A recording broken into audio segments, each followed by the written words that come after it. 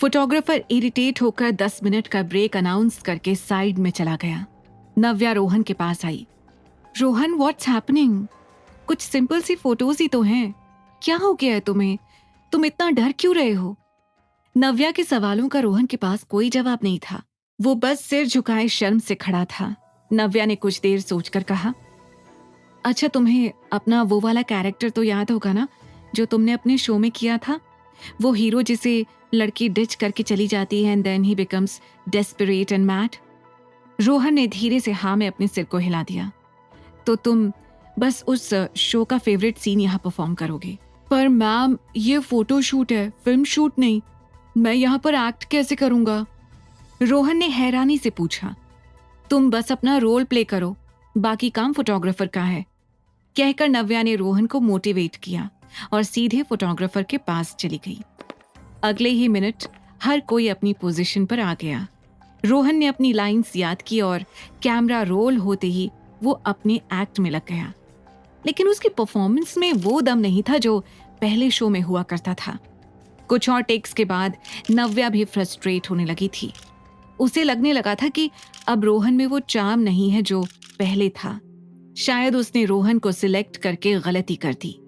एक लास्ट बार करते हैं, रोहन ने घबरा कर कहा और अपना पसीना पोंछकर फिर से एक्टिंग शुरू करने लगा।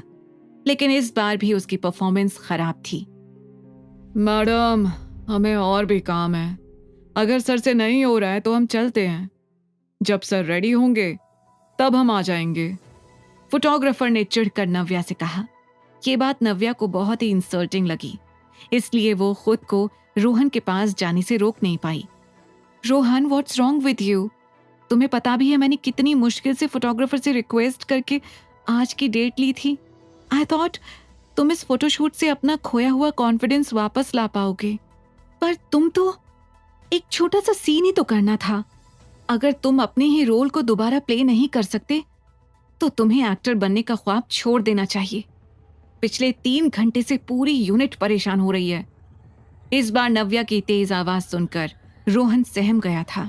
वो खुद इतना शर्मिंदा महसूस कर रहा था कि उसकी नव्या से नजर मिलाने तक की हिम्मत नहीं हो रही थी। ये लास्ट मौका है रोहन, अगर तुम्हें अपने लिए अपॉर्चुनिटीज बनानी है तो इस बार एक्ट करना होगा, और अगर इस बार नहीं कर पाए तो ये फोटोशूट यहीं पर रैप अप हो जाएगा। नव्या ने फोटोग्राफर को भी हिंट दे दिया था कि इस लास्ट अटेम्प्ट के बाद वो यहां से जाने के लिए फ्री हैं। Everyone on position, let's do it for the one last time, photographer ने कहा, जिसके बाद हर कोई दोबारा अपनी जगह पर आ गया। रोहन को समझ आ गया था कि ये अब डू और डाई सिचुएशन है। अगले ही पल पूरे रूम में सन्नाटा पसर गया था। हर कोई रोहन की लाइंस का इंतजार कर रहा था। रोहन ने अपनी आंखें बंद की और पूरी तरह से अपने कैरेक्टर को फील करना शुरू कर दिया। जैसे ही उसकी परफॉर्मेंस शुरू हुई, हर कोई दंग रह गया। उसका एक एक डायलॉग मानो दिल से निकल रहा था। जिस तरह के एक्ट की उम्मीद की थी नव्या ने, रोहन ने उस उम्मीद से भी ज्यादा अच्छा परफॉर्म किया था। परफॉर्मेंस खत्म होते ही पूरा हॉल तालियों की गूंज से चहक उठा। क्या परफॉर्मेंस दिया है सर, गजब, क्या बात है। फोटोग्राफर और उसकी टीम ने भी रोहन की जमकर तारीफ की। आज सालों बाद खुद को वापस पाकर रोहन खुल के सांस ले पा रहा था। शूट के बाद जैसे ही फोटोग्राफर नव्या से बात करके निकला, रोहन भागकर उसके पास आ गया। Thank you so much. मैंने कभी नहीं सोचा था कि मैं फिर कभी इस तरह से परफॉर्म कर पाऊंगा। ये सब कुछ सिर्फ आपकी वजह से हुआ है। थैंक्स मुझे नहीं, अपने आप को कहो। ये जो एक्ट तुमने किया है, ये तुम्हारे अंदर ही छिपा हुआ था। बस तुम्हें रोज प्रैक्टिस करके इसको कायम रखना है। नव्या की इस बात को सुनकर रोहन का चेहरा उतर गया। क्या हुआ, कुछ कहना चाहते हो? नव्या ने पूछा। नहीं, कुछ भी नहीं। रोहन ने संकोच में अपनी बात अपने मन में ही छुपा ली, लेकिन साफ दिखाई दे रहा था कि वो कुछ कहना चाहता है। नव्या के बार बार पूछने पर रोहन ने कहा, ऑफिस के बाद भी मुझे बहुत से काम करने होते हैं। मेरी सिस्टर रिया, वो... इससे पहले कि वो अपनी बात कह पाता, नव्या ने कहा, मुझे पता है रिया के बारे में। ये सुनकर रोहन हैरान रह गया।